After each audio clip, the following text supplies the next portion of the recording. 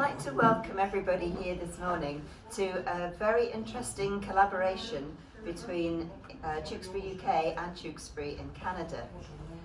We have here today Ariel, who wrote this lovely little book telling the story of her Tewkesbury, but in characters from the past. We're very lucky to have everybody here today to watch a reading from the book by Danielle de Gary and Cliff Cox. I hope you'll enjoy it. Thank you. So we're ready to start. Cecilio, the Wendat Guide from 1694.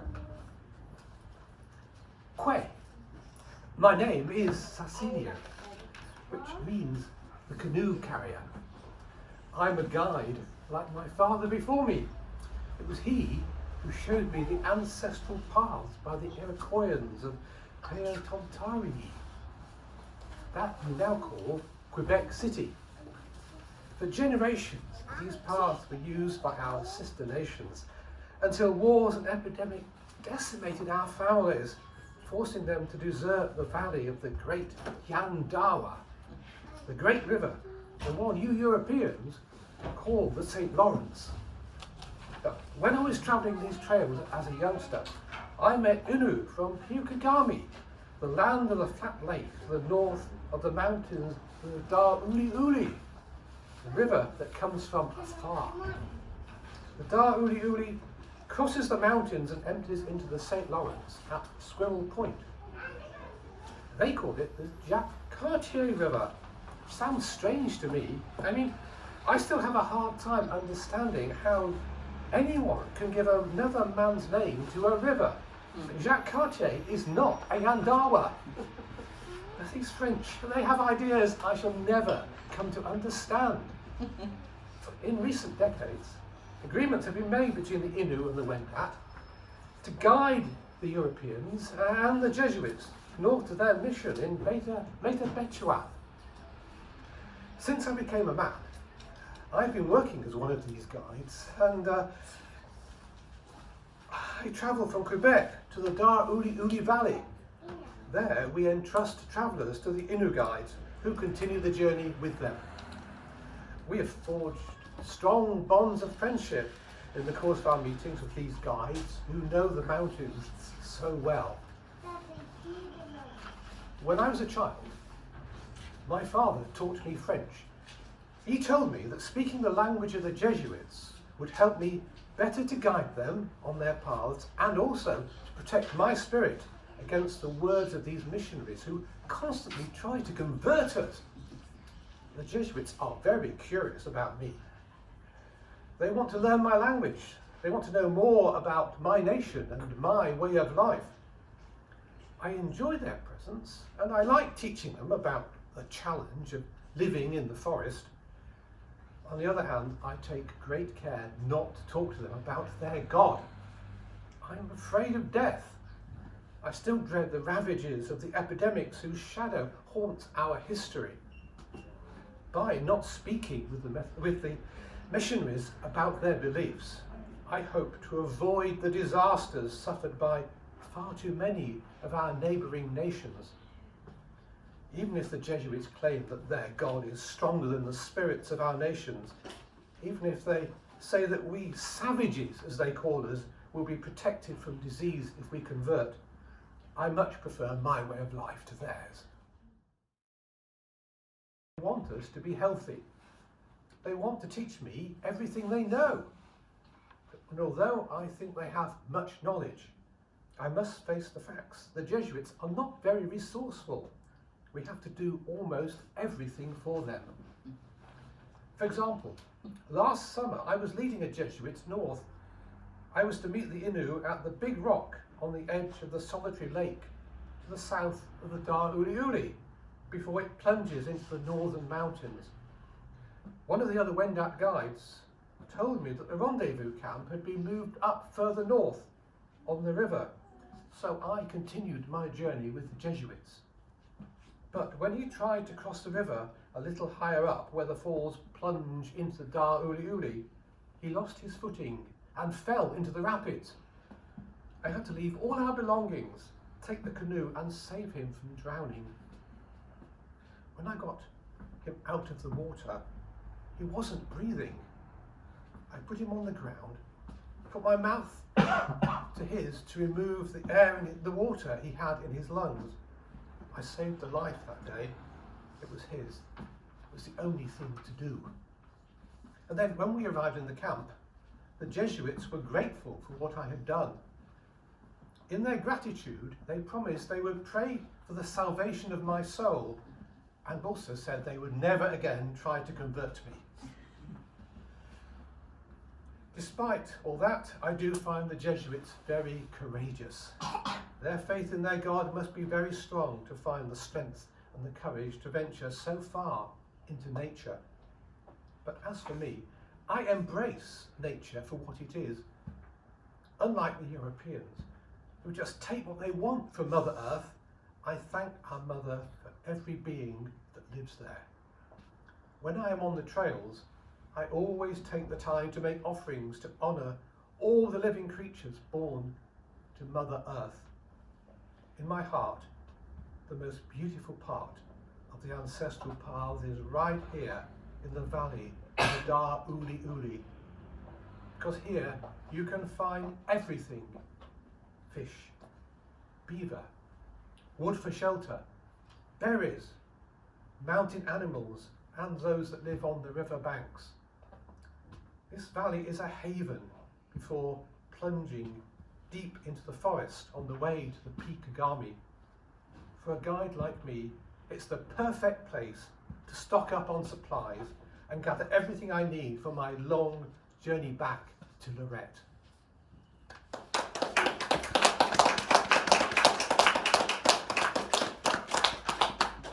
And now we have Mary Catherine Pouin, who is an early settler and farmer, and now we are in 1871. Hi, I'm an early settler with my husband.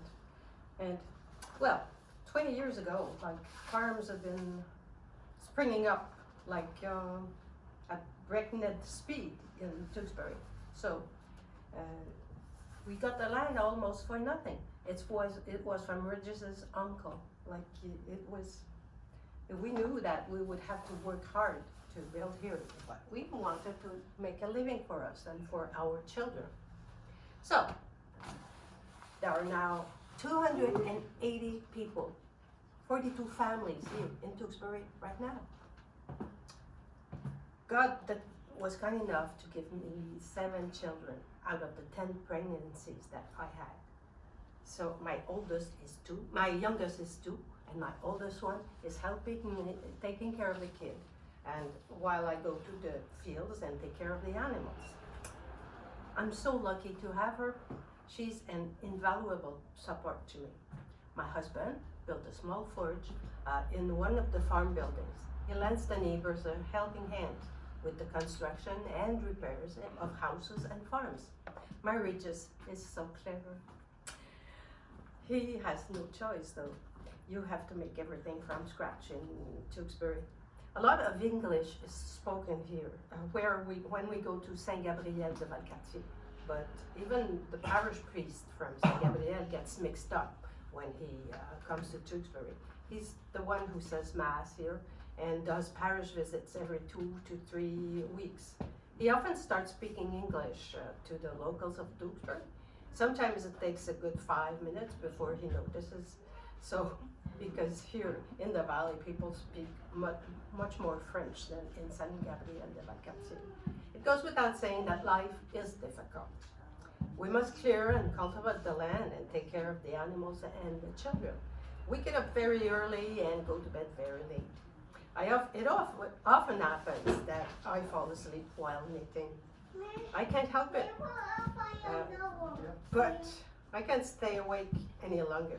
Sometimes Rich just takes me in his arms gently and puts me into bed with love and all. I'm lucky to have him. He's such a blessing.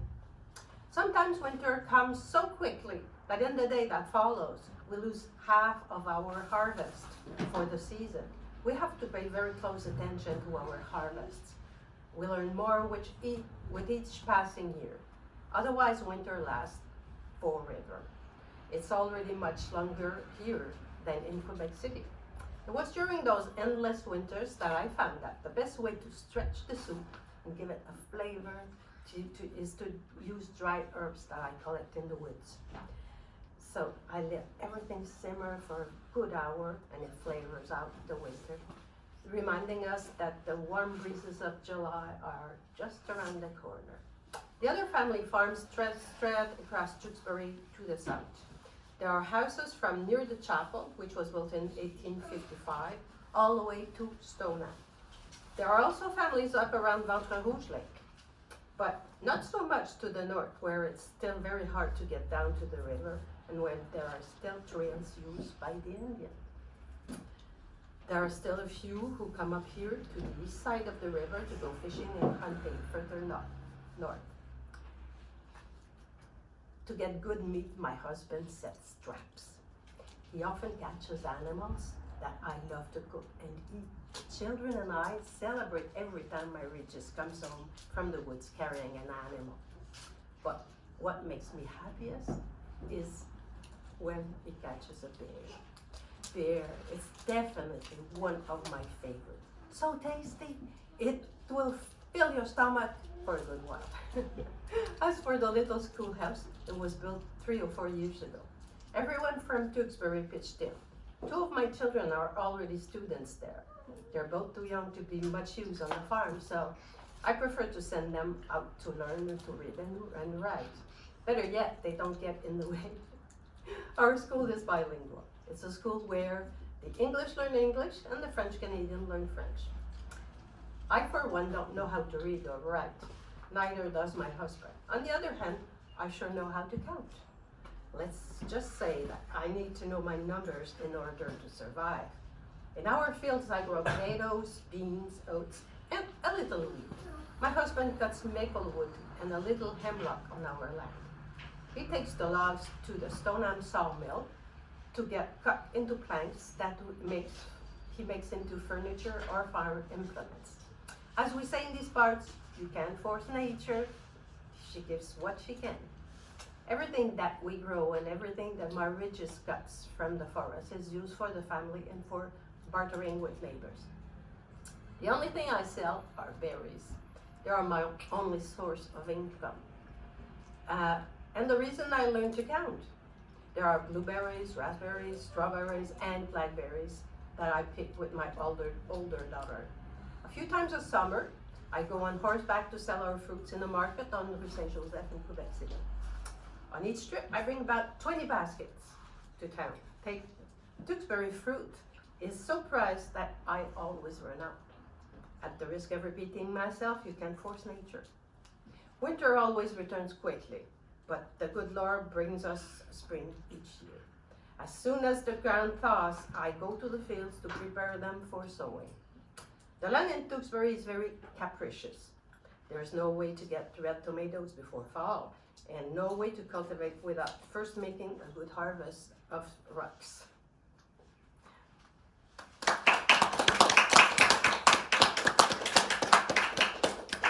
Let me present you Norbert Paquet, a wildlife ranger and forestry officer. We're in 1926.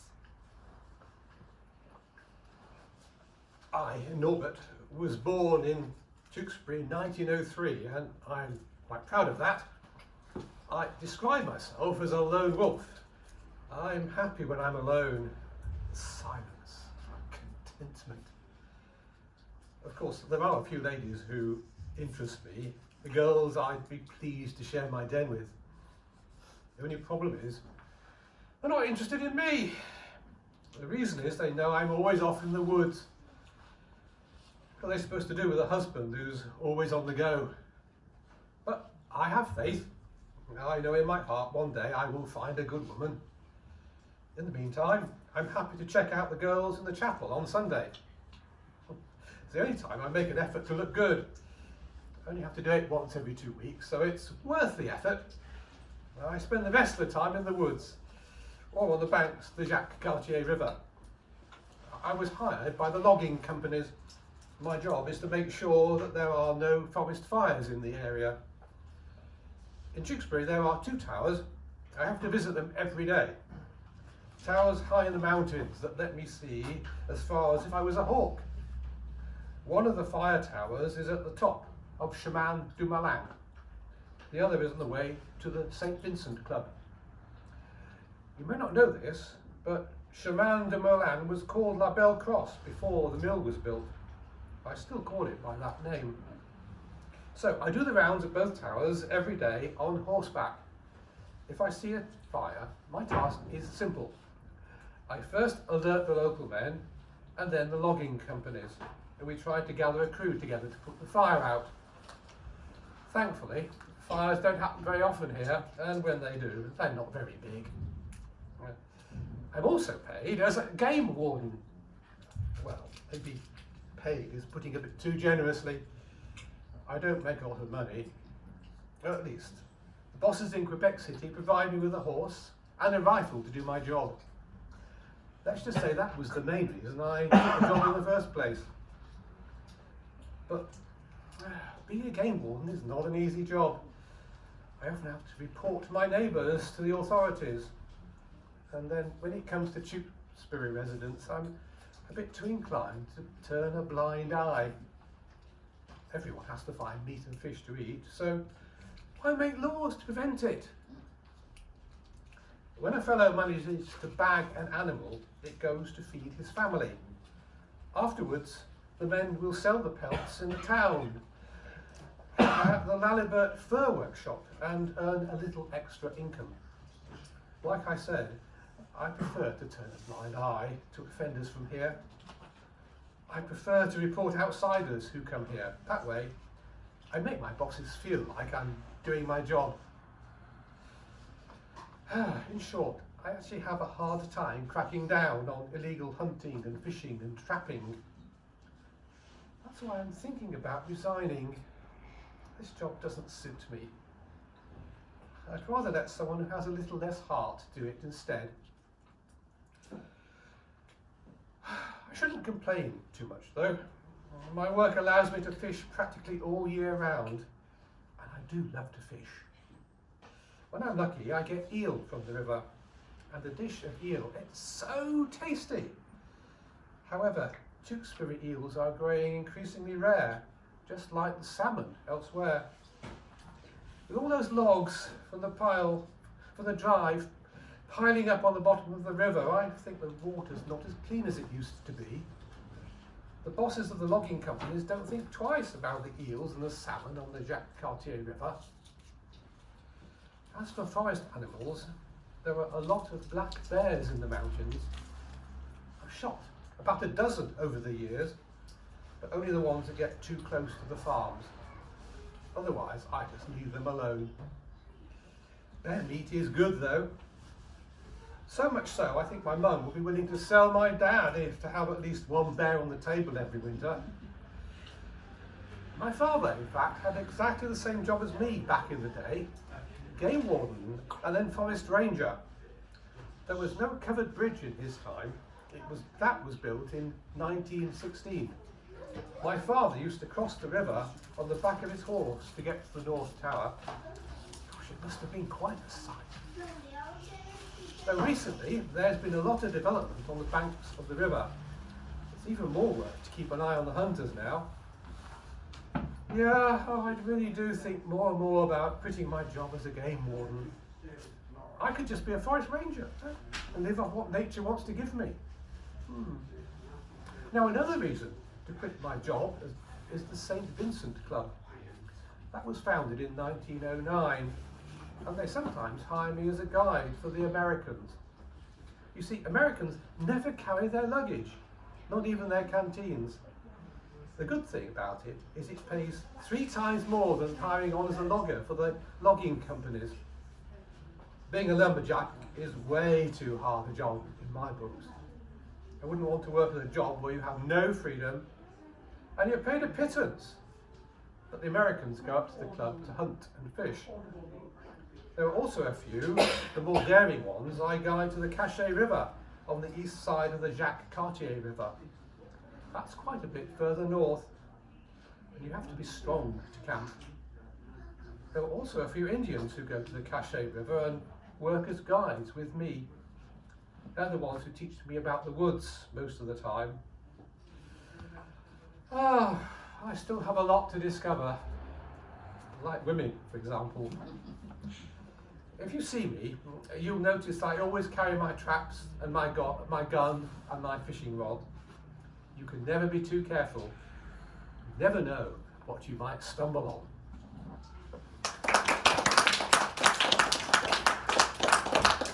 And now meet Thérèse Bouchard, who is a school teacher, and this is now 1938. Hi. I'm Thérèse. I'm the school teacher. Is my hair okay? Yeah. I'm not married, nor do I have children. I prefer to devote myself to raising other people's children. I'm an old maid, as they say. I come from Quebec City, but now I live in the little house near to the Tewkesbury school. I visit my family once a month, if weather allows. The parents of my young people say that I have the patience of an angel. I, on the other hand, consider myself rather strict, although I don't like using harsh methods. I became a teacher after graduating high school. I'm one of the few women who graduated high school. So many start teaching with only an elementary school education. I won't say too loudly, for I don't want to sound too boastful, but I take great pride in contributing to the knowledge of the children of Tewkesbury. I find them so valiant and loving and supportive. I teach them French, geography, religion, history, and arithmetic. The schoolhouse is near the chapel, just one house away. It's been there since 1867. Today we only teach in French. But at the beginning, teachers taught in both languages. Good things is it's not like that anymore because my English is quite poor. I'm much better in Latin. The people of Tewkesbury have been talking about starting another school for the children in the south over there. There is a lot of talking. They're thinking of putting the school at the east side of the river, in one of the Pépin's house. So, who knows if the project will ever happen? Only time will tell.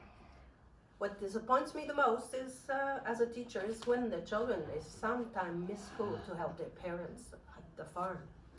So, I understand that the potatoes can't wait, but it still breaks my heart. At least most of the time, they work extra hard when they come back to school, to class, and most families are very good about encouraging their children to come to school. They're always very sorry when their children have to miss classes to work on the farm. When the weather is too bad for the youngsters to walk to school in winter, some parents will even bring them on horseback or dog sled. It's quite a journey to the little schoolhouse for many of my pupils, you know, especially the young people who live on Jacques Cartier North. Fortunately, since 1916, there has been the covered bridge that provides passage across the river without having to use the rowboats or the canoes. It's a long walk, no doubt about it, but the children have their tricks. They wait for each other in the morning at the covered bridge, and they all come back home together in the evening so they can cross back over as a group. I imagine they're afraid of what will happen in the darkness of the bridge. A bear, a wolf, or perhaps someone like father to give them a good scare by pretending to be the boogeyman. There are quite a few tricksters in Tewkesbury. In my class, things run smoothly. Girls and boys are separated. Girls on one side, boys on the other. You don't even have to force them. In any case, it's well known that fact that boys are more disruptive than girls, and that girls don't like to be interrupted in their learning. It's been this way since the good Lord created us. Speaking of the good Lord, the parish priest often comes to lend me a hand to teach religion. The parish priest in Stoneham is responsible for Tewkesbury now. Up until 1918 or thereabouts, it was the priest in Saint Gabriel de Valcartier who would come. But it was too far in case of emergencies. Nowadays, the roads between Tewkesbury and St. Gabriel aren't as good as the ones between Tewkesbury and Stoneham. The parish priest also comes to say Mass every other Sunday. He never misses a Mass or parish visit. He's very kind, but very demanding with the kids. This I like less. He's the one who hands our report cards to the pupils when when a child has poor grades, he doesn't hesitate to wield a wooden ruler or pull an ear. So it pains me to see such reprimands. In the day that follows, I'm twice as gentle with the children to calm them down. Even so, I consider religion to be fundamental. It heals the soul and keeps folks on the straight and narrow. During school hours, I teach the children to serve Mass. I have them read the Bible and I interpret it with them. Needless to say, I am a woman of deep faith and a good Catholic. Other than religion, what I love to teach the most is writing. I find words to be like art. They are like drawings to form stories. I think that if I hadn't been a school teacher, I would have devoted myself to writing novels, theater, and poetry. Ink on my paper is so beautiful. It has always made me dream.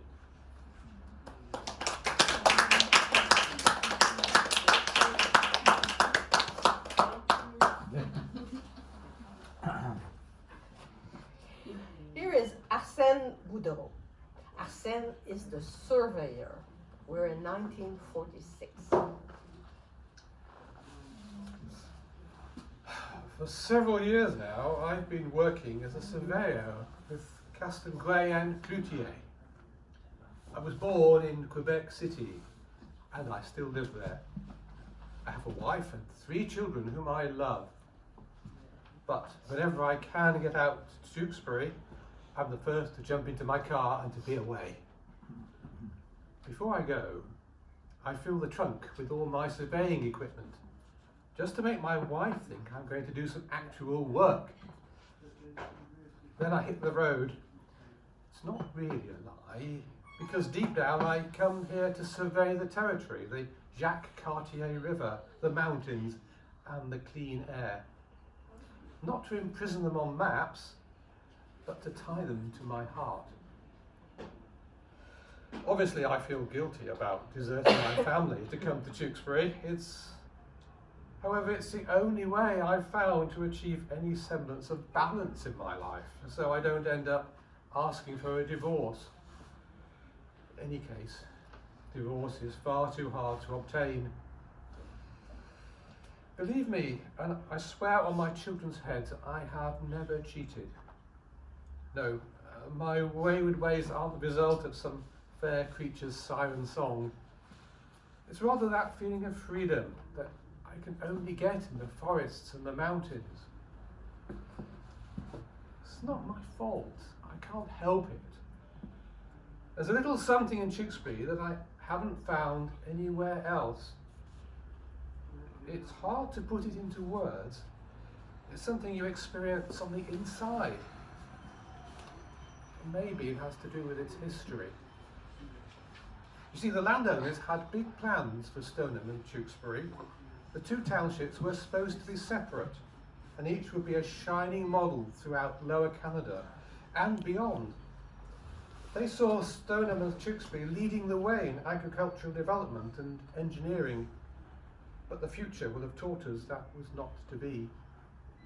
According to the royal instructions, for a territory to become an official township, it had to support at least 30 families, but the surveyors of the day estimated that it could barely feed 20. It was at this time, March the 18th, 1796, that the 2 territories were merged to become the united township of Stoneham and Tewkesbury.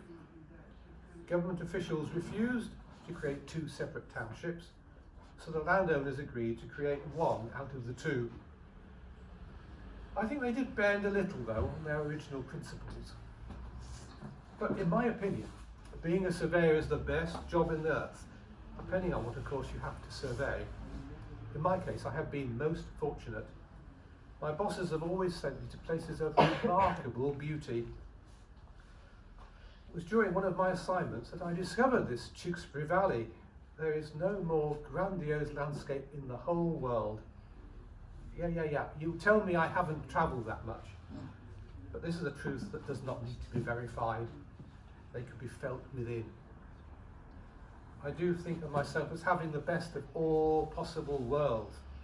I received a generous remuneration of a surveyor for spending my days exploring the magnificent trails and forests of the capital and its surrounding area. There's a lot worse in life. I am far from suffering the fate of the lumberjacks and the log drivers who are paid a pittance for their work. Now my colleagues, they prefer to draw on paper, not to get dirty. They'd rather use their rulers to define scales of measures. Not me. I want to be one of those who roam the land.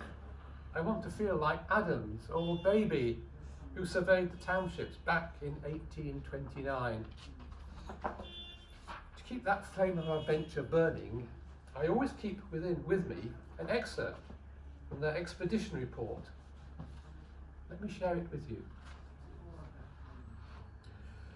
The next day, we began our journey through the woods. We sought to make our way as quickly as possible via the centre of Stoneham to its northwest extremity. The terrain is good up to the northwest edge of the Three Little Lakes, especially to the east of the Indian Trail, as the Grand Chief tells us. West of the township line, from the said lakes to the Jacques Cartier River, the land is mountainous and poor. But the hill sloping down to the river is gentle and of more favourable character, and the land bordering the river, which extends north about 2.5 miles to a waterfall, is some of the most beautiful terrain that can be found in Lower Canada. But you know, despite the beauty and the riches so described in 1829, it would take many years before people came to settle so far north of Quebec City. But to see the quality of the inhabitants of Tewkesbury today, it was worth it. I'm telling you this because one of my greatest pleasures when I come to Tewkesbury is to stop and visit with the local inhabitants. There are several families here who have become great friends of mine. If I only had myself to consider, I would have bought land in Tewkesbury a long time ago. I'm still trying to convince my wife to settle down here, but she keeps repeating that the mosquitoes would drive her crazy in the summer. Between you and me, I'm not sure that would change anything. In the meantime, I take advantage of my visits in the area to catch up with the Pépins, the Isabels, the Plamondons and the Pageaus. We enjoy a smoke, exchange news, and then play a good game of cards. I am quite formidable at cards. Must come with the work of being a surveyor, I suppose.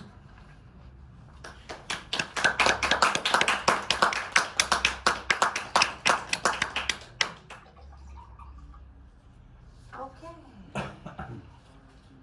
Let me introduce you to Eddie. Eddie Lheureux is a lumberjack. I'm a log driver, and we are back in 1951.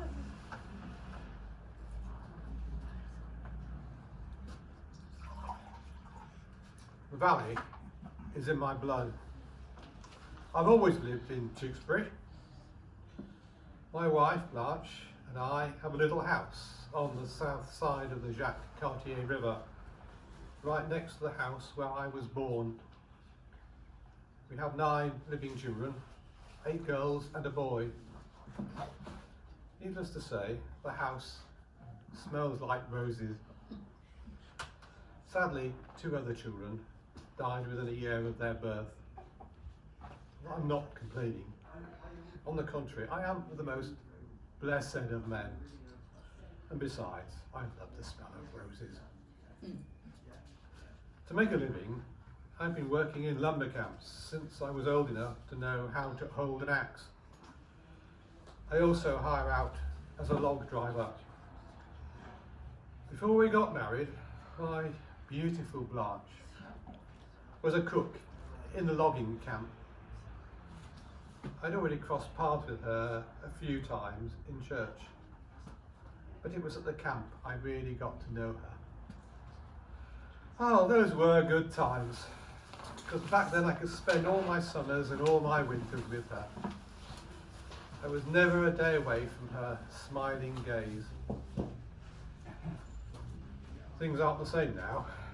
She stays at home while I'm away in the camps. I work for the Donnacona Paper Company. I leave every fall to go to work as a lumberjack. These days, the work takes us even further up than the St. Vincent Club. In the spring, I drive the logs down river to St. Catherine de la Jacques Cartier. From there, other log drivers take over. I have a logging story to tell you if you're interested. It's a story I will not forget. It was about 5 years ago or thereabouts. We were driving logs when a fella from Tewkesbury lost his footing and he fell into the river. Charles was his name. He got trapped under some big logs not far from Pajot Falls. He must have knocked himself out because we couldn't even see his arms moving. We tried to get him out there, but the more we tried, the more we risked drowning along with him. Then we lost sight of him underwater. When the logs finally cleared away, we couldn't find him. We searched for hours. We were all wondering how were we going to break the news to his wife. She lived a few houses away, and then in the evening, the mist rolled in. We'd made camp nearby. We didn't want to continue driving, let alone to go home. At some point, when the mist finally started to lift, we saw a fox on the river's edge, pulled something out onto the bank. We all rubbed our eyes, but the mist kept us clearly seeing what the fox was holding in its jaws. Next morning, when we started driving again, we found Charles on the water's edge. And believe it or not, he was still alive. I saw it with my own eyes. All year long after that, I kept an eye out, peeled, in hopes I might see that fox again. But you know, sometimes these are the creatures that come just to make you believe in God or miracles. Well, that's what happened 5 years ago in Tewkesbury. Some springs I work at La Flamme's mill. He's another fellow who works for the Donnacona paper. His sawmill is up near the end of chemin Jacques Cartier North, and we make boards destined for town. Once back home, I log in the mountain opposite to my house. I bring logs down with my horse to the edge of the river. The following spring, one of the bosses of the forestry company comes to mark the logs and adds them to the log drive.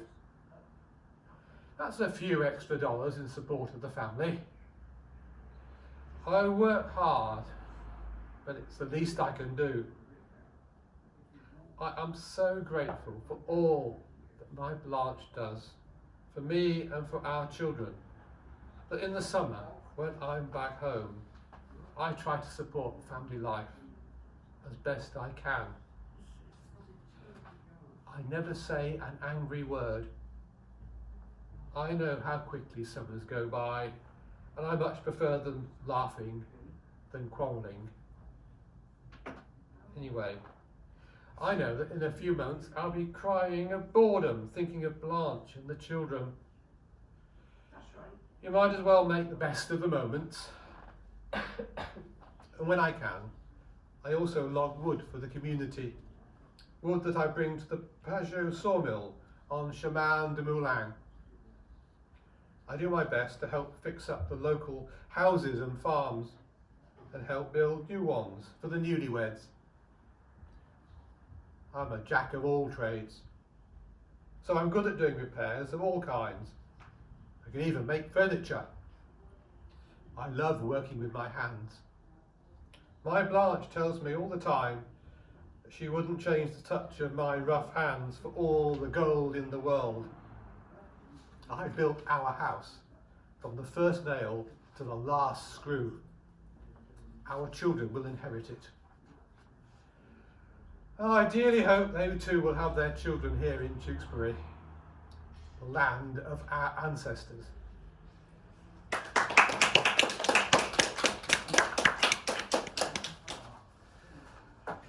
And now meet Monique Chartier, who is an activist in the Battle of the Jacques Cartier, 1973. Yeah, I'm Monique. Hi. I'm 21 years old. And I'm outraged. I am outraged because last year Hydro-Québec undertook studies on the construction of a pumped storage hydroelectric plant on the Jacques Cartier River. I am totally against the idea. Hydro-Québec wants to build the plant near the far end of Chemin Jacques Cartier, north and south, right below Pajot Falls, in front of Joe Isabel's house. Imagine. I even learned that they had not plans, not just for one plant, but 7. All along the Laurentian Park and going down. For me, Tewkesbury is a little hamlet of people with rebels, and we always love and fight for the beauty and the health of our valley. What gives me strength is the support of the community. It's nearly unanimous. We are against the project and for the conservation of the Jacques Cartier River. Almost everyone in Tewkesbury signed in for the petition against the hydroelectric plant. More than 6,000 signatures were obtained, collected in 3 weekends at the chapel. Imagine, the arrival of Hydro-Québec in Tewkesbury would totally transform the landscape and most importantly, our way of life. So, living here, it's like living at the end of the world. I live on Chemin du Moulin, and nothing comes close to this piece of paradise. After my house is the great outdoors. Deer, wolves, foxes. I will fight with all my might to preserve what my ancestors built and loved in Tewkesbury. I owe it to the generations that came before me. Hydro-Québec says it will create 1,000 jobs. No, thank you. I don't want any government corporation disfiguring a valley of some people compare to a little Switzerland. Already there aren't many fish left in the river because of all the years of logging. There's no way we're going to let them make things worse. Nature, farming, forestry, cottaging are the main priorities here. A power plant would change the history of my village and its beauties forever. I'll talk about the campaigns against it, Hydro-Québec, at all the soirées that take place at the old chapel in Tewkesbury. Since the new chapel was built in 1957, dances have been held at the old chapel. So the families of Tewkesbury organize these events to raise funds to reimburse for the new chapel. So for me, it's the best place to raise awareness about my cause. And don't say it too loud, maybe see if there is a good catch in the area. I really hope that I won't have to go looking for love elsewhere. You know, electricity arrived in Tewkesbury in 1954, but we did without it before, and we can surely do without this new plant if necessary. It was our men, our fathers, our brothers, who had to install the utility poles when Maurice Duplessis wanted rural electrification at all costs.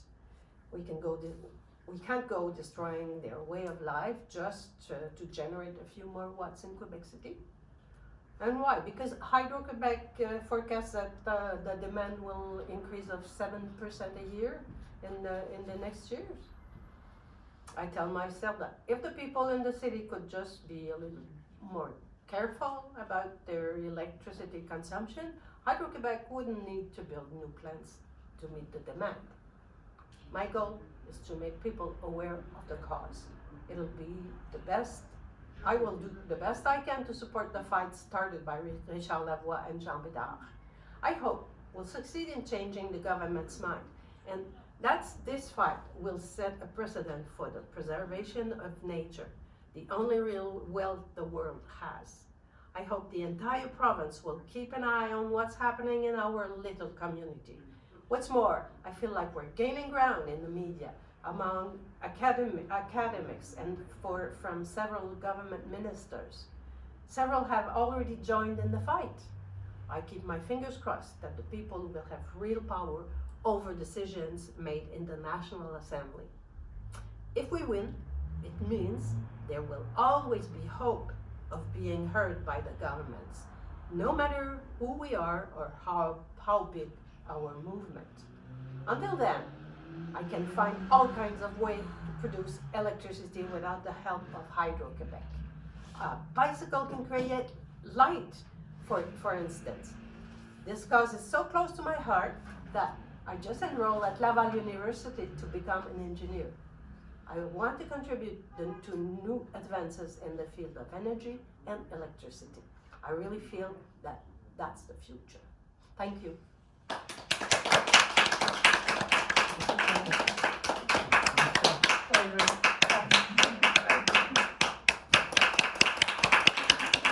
you to the author of the Thank you. Thank you. Thank you. Thank you. That's brilliant. And we won the battle. Yeah!